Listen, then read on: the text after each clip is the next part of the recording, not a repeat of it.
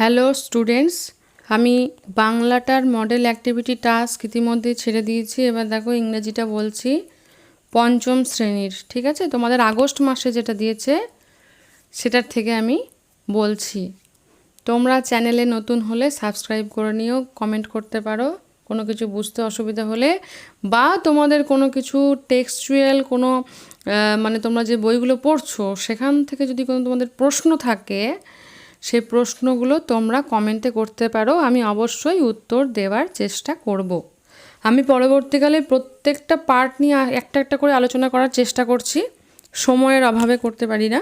যাই হোক, আমি চেষ্টা করব। তোমাদের কোনো যদি প্রশ্ন থাকে, কোনো জিনিসের মানে বুঝতে অসুবিধা হয় বা কোনো প্রশ্ন থাকে যেটা করতে পারছো না, তোমরা কিন্তু কমেন্ট করতে পারো। ঠিক আছে, আমি অবশ্যই উত্তর দেবো।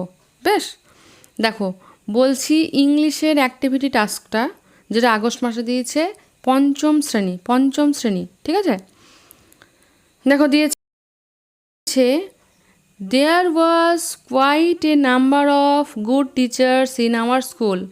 এটা আমাদের যে পাঠ্য অংশ আছে, সত্যজিৎ রয়ের লেখা।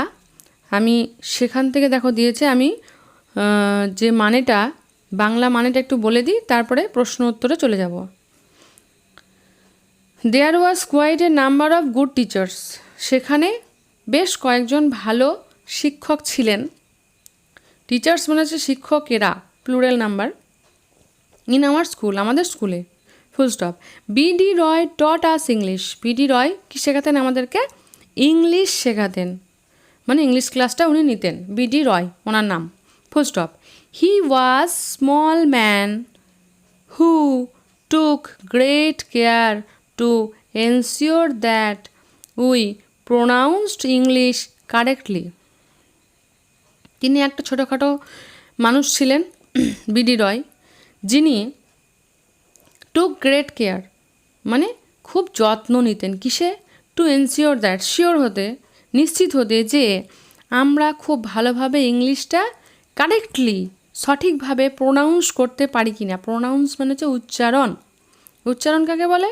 এই যে আই অ্যাম এ এরকম করে যখন বলা হচ্ছে তখন যেন সুন্দর করে বলা হয়, প্রপারলি, উল্টো পাল্টা করে যেন উচ্চারণ না হয়। Full stop. ওয়ান ডে, একদিন, হি টোল্ড আস, তিনি আমাদেরকে বললেন যে, কি বললেন? The story of the ox and the frog. একটা ষাঁড় এবং একটা ফ্রগ মানে ব্যাঙের গল্প বললেন। কোথা থেকে বললেন? ফ্রম ইসপস ফেবল, ইসপের ফেবল। ইসপের একটা গল্প আছে, গল্পের বই আছে, সেই গল্প থেকে তিনি আমাদেরকে সেই গল্পটা বললেন। Full stop.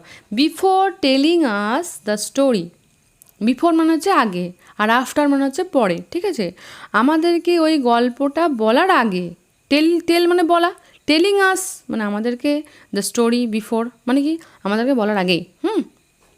হি টট আস, তিনি আমাদেরকে শেখালেন, how the pronunciation of the depends on whether the following word being, এটাকে দিয়েছে, begins with a vowel or a consonant. ঠিক আছে, তিনি আমাদেরকে শেখালেন যে, কি শেখালেন? দ্য প্রোনাউন্সিয়েশন, উচ্চারণটা, of the depends on whether the following words begins with a vowel R consonant. তোমরা ভাওয়েল আর কনসোনেন্ট সাউন্ড শিখেছো। যেমন আমাদের অ্যালফাবেট কটা আছে? 26টা, 26, এ থেকে জেড পর্যন্ত। তো এই যে এ থেকে জেড পর্যন্ত যে ভাওয়েলগুলো আছে, তো সেখানে 5টা হচ্ছে আমাদের ভাওয়েল এই অ্যালফাবেটগুলোর মধ্যে, 26টার মধ্যে, আর বাকি 21 যেটা, সেটা হচ্ছে কনসোনেন্টস। ভাওয়েল কোনগুলো? এ, ই, আই, ও, ইউ। বাকিগুলো হচ্ছে, এগুলো বাদ দিয়ে বাকিগুলো হলো কনসোনেন্ট। বেশ, তাহলে তিনি কি শিখিয়েছেন?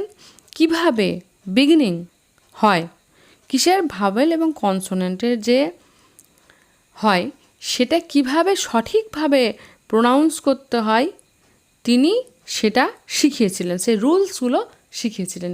ঠিক আছে, কে শিখিয়েছিলেন? ইংলিশের টিচার। আই ফন্ডলি রিমেম্বার্ড, আমার খুব ভালো করে মনে আছে, আওয়ার হেড পণ্ডিত, আমাদের যিনি প্রধান গুরু ছিলেন, ভট্টাচার্য স্যার, তার নাম হচ্ছে ভট্টাচার্য স্যার, মানে Bhattacharya sir, for his excellent handwriting.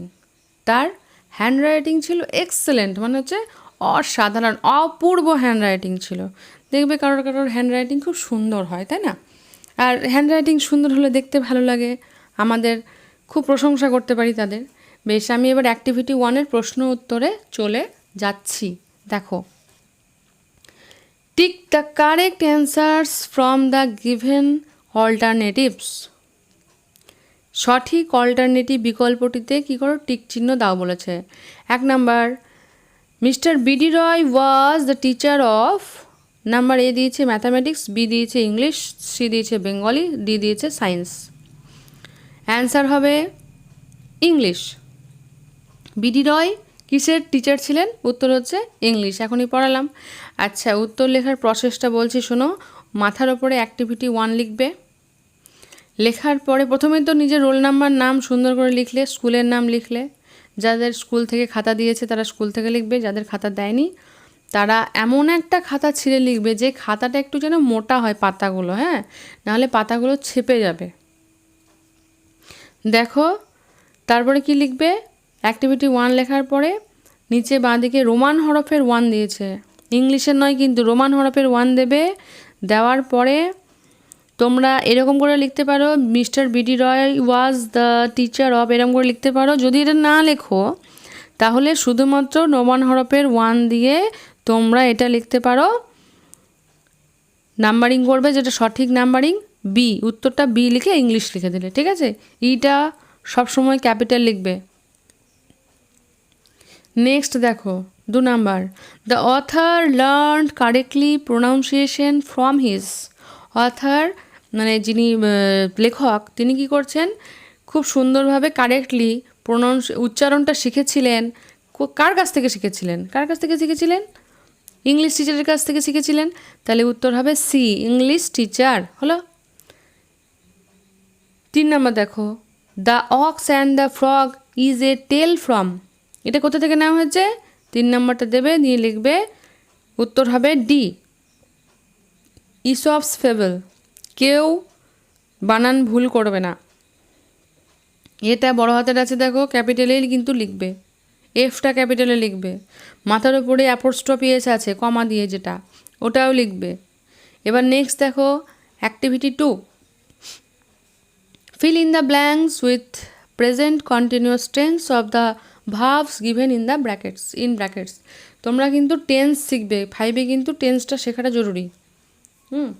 Present continuous টেন্সটা লিখতে বলেছে। দেখো এ দিয়েছে, তোমরা উত্তর কীভাবে লিখবে? অ্যাক্টিভিটি 2 লিখে দিলে, বাঁ দিকে নিচে লিখবে এ, নিয়ে লিখলে দ্য বয়, লিখবে গোটাটা দ্য বয়, যে শূন্যস্থান নিচে আন্ডারলাইন করে দিলে, তারপরে উপরে লিখবে is drawing a picture, I S, is drawing লিখবে, DRAWING হলো drawing a picture, full stop. B দেখো, দে ড্যাশ দিয়েছে, ব্র্যাকেটে দিয়েছে প্লে, এ ব্র্যাকেটটা লিখবে না, ঠিক আছে? They are playing in the field, ঠিক আছে? সিটা দেখো, Ranjan dash, Ranjan is writing a letter, is writing a letter, ঠিক আছে? Activity 3, identify the subject and the predicate of the following sentence. Subject predicate মানে হচ্ছে উদ্দেশ্য বিধেয়। তোমরা কেউ কেউ হয়তো পড়ে থাকবে, কেউ বা পড়ে থাকবে না। আমি অনেকক্ষণ ধরে কথা বলার জন্য আমার উচ্চারণে মাঝে মাঝে ডিস্টার্ব হচ্ছে, তোমরা একটু ভালো করে বুঝে নিও। দেখো, সাবজেক্ট অ্যান্ড প্রেডিকেট যেটা হচ্ছে বাংলাতে বলে উদ্দেশ্য এবং বিধেয়। তাহলে সাবজেক্ট কাকে বলে? সাবজেক্ট হচ্ছে যখন কোনো বাক্য হয়, মানে সেন্টেন্স হয়, তার মধ্যে যেটা হচ্ছে তোমার যাকে নিয়ে কথাটা বলা হচ্ছে সেটা হচ্ছে সাবজেক্ট। যেমন যদি বলি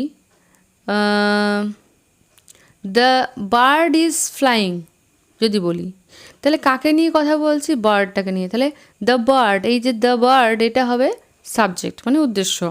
আর তাকে নিয়ে যে কথাটা বলা হচ্ছে সেটা হচ্ছে বিধেয়। যেমন যদি বলি দ্য বার্ড ইজ ফ্লাইং, তখন আমি কি বলবো, ওই যে ইজ ফ্লাইং, এইটা হচ্ছে তোমার বিধেয়। ঠিক আছে, তো এটাই আলাদা করে সেন্টেন্স দিয়ে দিয়েছে, তোমাদেরকে উদ্দেশ্য আর বিধেয় লিখতে হবে, মানে সাবজেক্ট আর প্রেডিকেট। বলছি উত্তরটা। এ দিয়েছে the sun rises in the east, এটা সাবজেক্ট কি হবে, দ্য সান। তাহলে তোমরা কি লিখবে, এ দিয়ে লিখবে, সাবজেক্ট লিখবে, নিয়ে লিখবে দ্য সান, হলো। প্রেডিকেট কি লিখবে, rises in the east.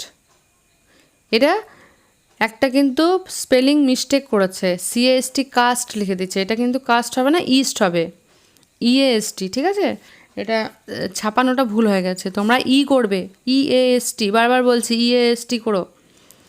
B দেখো, my brother is singing a song, subject কী হবে, মাই ব্রাদার। ঠিক আছে, প্রেডিকেট কী হবে, ইজ সিঙ্গিং এ সং, হয়ে গেল। সি দেখো, it is not easy to get pure drinking water, subject কী হবে, ইট, সাবজেক্ট হবে ইট। প্রেডিকেট কী হবে, is not easy to get pure drinking water, এটা হবে প্রেডিকেট, হয়ে গেল। এবার অ্যাক্টিভিটি 4,